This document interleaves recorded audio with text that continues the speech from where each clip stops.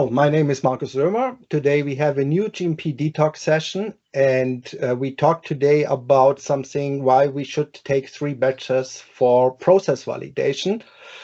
I was hesitating a little bit to do this session because I had some feelings why this kind of wrong information is going around and how it is published in different areas and where this thinking is coming from.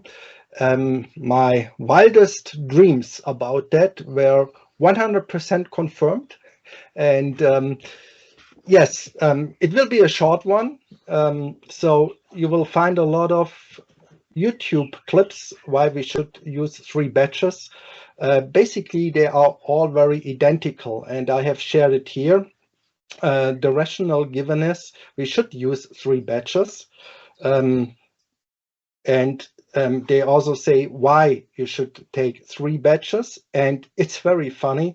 They also explain why you should not take 2 and why you should not take 4. I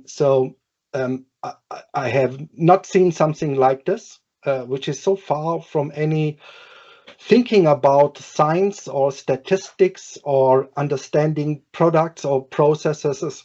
That was a little bit shocking, and maybe because it's spread like that.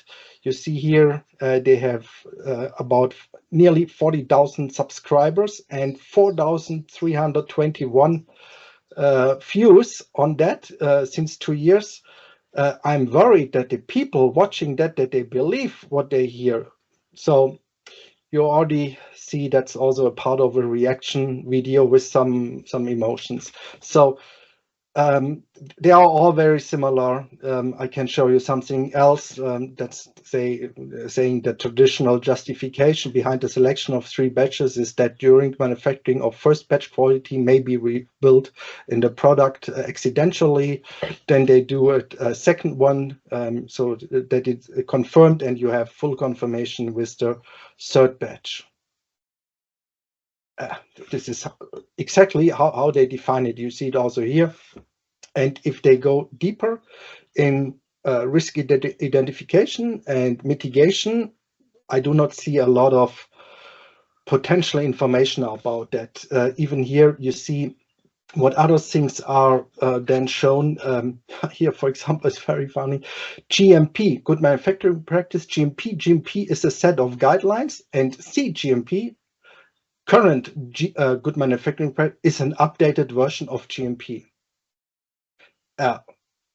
Hey guys, that's totally wrong. The US FDA is calling it CGMP, the current good manufacturing practice, and in Europe, or PICS, WHO is calling it just GMP. Beside of that, the European GMP is maybe more current than the current version of the US FDA, but it's so funny. I don't know where such thoughts are coming from. It's wrong. Okay. And then you see also things like this. Again, 1 batch could be an incident, 2 batches could be a coincident, and 3 batches is then consistent. Mathematics, maybe 1st or 2nd semester at university, if you learn something about statistics or something like this. Very interesting. All of these videos coming from one area do not refer to any guideline or standards or regulations. So if you would go to Annex 15, we stay very European today, you will find something about process validation for sure. So the process validation, and then they talk about different approaches. Indeed, the traditional process validation approach, where the 3 batches are mentioned, but they are not mandatory or something like this. It could be also 1 batch or 15 batches. Also, what they even do not mention in one single sentence is that you can have pilot scale batches. That's now the guideline on process validation by the EMA, also quite very good. And also here the bracketing approach, things like this. But again, it's very close to Annex 15, traditional process validation, then the continuous process verification. I do not talk today a lot about the guidance document from the US FDA, but basically it's very similar. And if we talk about risk management or risk-based approach, you can even think about a risk-based real-time release, for example. This is written down in another annex of the European GMP guidelines, but it turns around that you should know critical quality attributes, critical process parameters, that you have statistical process controls, for example. You might use PET technology, inline, online, at line, things like this. So you see, there are a lot of different factors which would define how much batches you should use, and it's not what you have seen in that other videos and so on. Very interesting. Why I'm not talking too much about process validation, because here they also mentioned the hybrid approach, then the design space verification, scale up. So there are a lot of different things that should be considered, even if the product is new. Nowadays, I would say I would not directly know how to do a process validation for a new ATMP or something like this. You know, how new is the product? How often have you used the processes also for other products? I would not call myself as an expert for process validation, because the range of different products and even of different processes, even of systems, machines like isolators and things like this. This is a wide range of different things. So just saying we run 3 batches for process validation, that's really interesting. Yeah. And then I'll call in GMP or CGMP, and CGMP is more current. Okay, but if you want to go deeper into that, the ISPE is also providing a good practice guide for process validation. You just see here where they draw down different process qualification batch designs, how a design space looks like, for example, or should look like. Then they work with standard deviations and so on. This is how you should move to your process validation approach, and not saying we do 3 batches or something like that. Even here on the ISP website, I'm a member, but I think you can download it also for free. I'm not sure on that. But here, one such example is the widely adopted concept that validation is a one-time activity, and there are 3 consecutive successful validation batches is sufficient to demonstrate process reproducibility. And even this is not true. And you could have APIs from different suppliers or packaging materials or excipients or whatever. Just thinking in that 3 batches approach, yes, maybe in 1980s we did it like this, but here it has long been recognized that successful manufacture of 3 consecutive batches may not necessarily provide assurance of process reproducibility. And this is the reason, for example, if you look here into the hybrid approach, that you also apply a continuous process verification, CPVs, for example, especially if you would have today monitoring systems. Here you see it, extensive inline, online, at-line process verification. So again, it's also saying somewhere here, validation is not a one-off event or something like this. So this good practice guide from the ISP, it's sometimes a little bit according to US FDA process validation standards with that staged approach, stage 1, 2, 3, and so on. But it gives you a good overview. I also liked here some details about statistical calculations and approaches, which is very important. Here are also some examples in the appendices of that with different case studies, which might be also very useful. There are some regulatory requirements, for example, for scale-up batches, that you should not use less 10%.